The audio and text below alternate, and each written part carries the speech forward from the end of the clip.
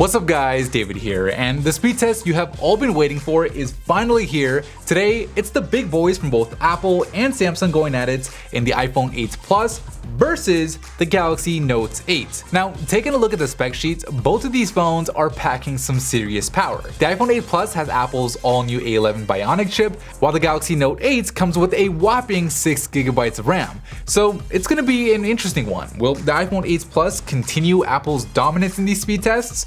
Or will the Note 8 pull off the upset? Let's find out.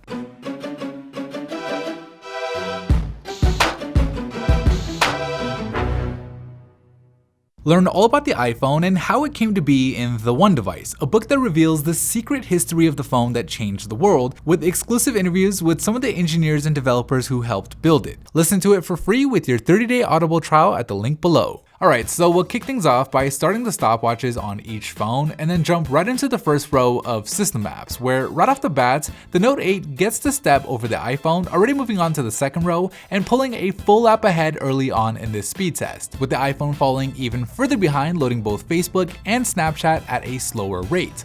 But the Note 8 did seem to struggle there a bit with Photoshop, which opens the door for the iPhone to cut into its lead, with it now joining the Note in Lapsit. But it wasn't for long, as the Note 8 just ripped through Lapsit and moves on to the gaming row, with the iPhone 8 Plus hot on its heels trying to make a comeback. But the Note 8 is able to hold on to its lead, if only by a half step, with both phones now neck and neck as they work on flip diving. So let's see if the Note 8 can create some separation again here, and no, the iPhone 8 Plus actually takes the lead as both phones move ahead to fit the fat. Alright, so we'll see if the iPhone 8 Plus can add on to its newly found lead here and fit the fat, and yeah, it looks like the iPhone loaded it up at a slightly faster rate, but nothing too big as both phones move on to Bullet Force, where this time the difference is much bigger, with the iPhone leaving the Note 8 behind as it starts working on the apps in the last row, with it now actually being a full app ahead of the Note 8. However, the Note does manage to load Spotify at a faster rate, which cuts into the iPhone's lead, and it looks like it also manages to load ESPN at a faster rate, so the Note 8 is closing in quick on the iPhone late here in the first lap, with it joining it and loading both the mobile and the full versions of the Amazon website,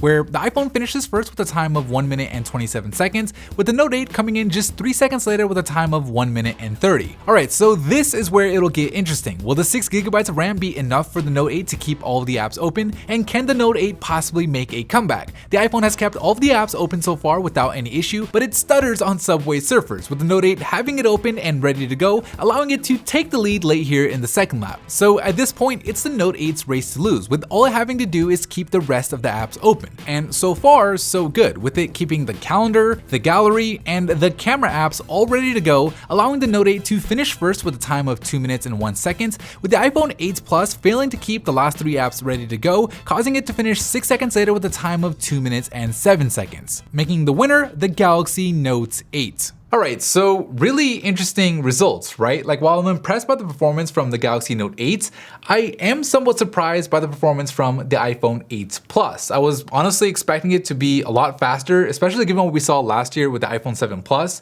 but who knows, maybe Apple's working on a software update to help speed things up, and if they do come out with such an update, we'll be sure to do a rematch.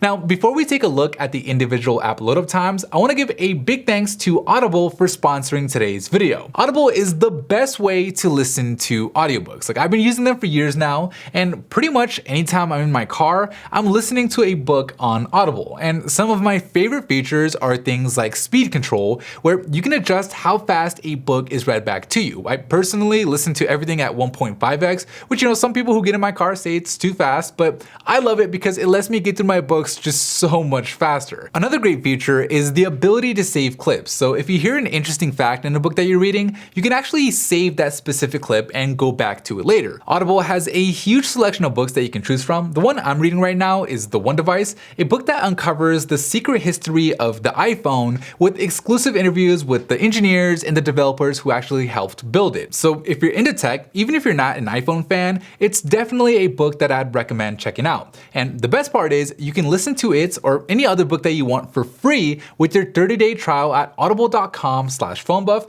or by clicking on that link down below in the description. So check it out. Alright, here are the individual app load-up times from the first lap, where the Note 8s beat the iPhone 8 Plus in pretty much all the lightweight apps, but where the iPhone got the edge in the more heavy-duty apps. Obviously, the iPhone stumbled in the second lap, making the Note 8 the faster phone overall. Anyways, that is it for me in this video. Thank you guys for watching, and as always, I'll see you in the very next episode.